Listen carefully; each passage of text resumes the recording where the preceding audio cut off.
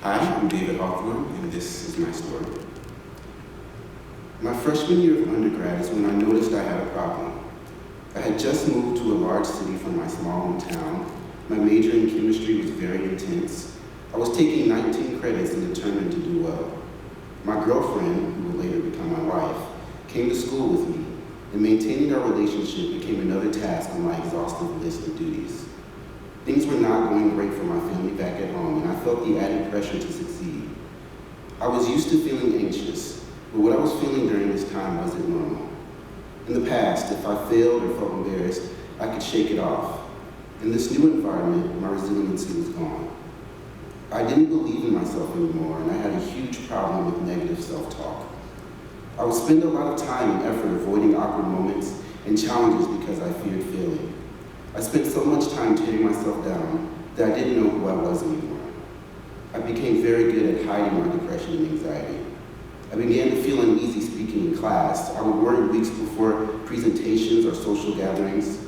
I had difficulty with and lacked the desire to make new friends. The most stressful thing for me during this time was figuring out what I wanted to do with my life. I liked to pretend that I had everything figured out.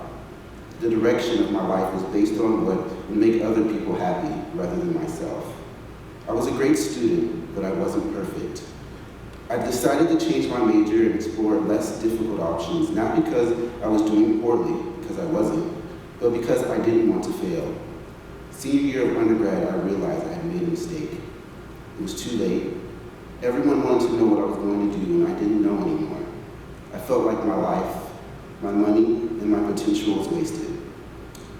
On my graduation day, I got married and had recently moved into a new apartment a little outside the city. I had decided on a graduate program at a nearby school to attend, but I wasn't certain of my choice. I struggled with my decision.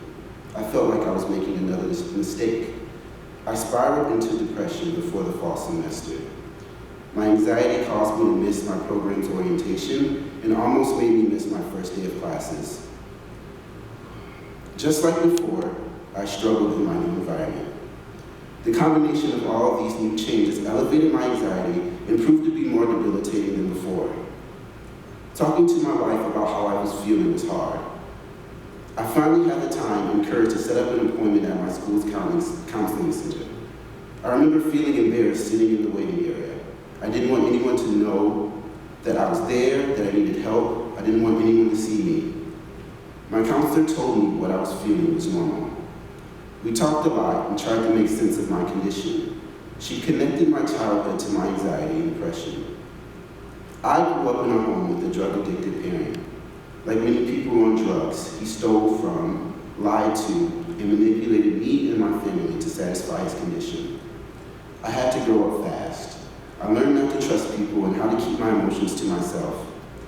My father and I have the same name, so building my identity and not becoming like him was of the utmost importance to me. I put all my energy in school and put a lot of pressure on myself to succeed. The behaviors that I learned when I was young were the precursors to my anxiety. Talking about my experience was difficult. I was very guarded at first, and admittedly, there were things that I didn't share with my counselor, even though I knew I was in a safe place. However, talking helped. I felt a tremendous weight lifted off my shoulders. I'll start a therapy group to share my story and learn more about people who may be feeling like I did. I'm becoming more aware of my emotions and learning ways to limit my negative self-talk.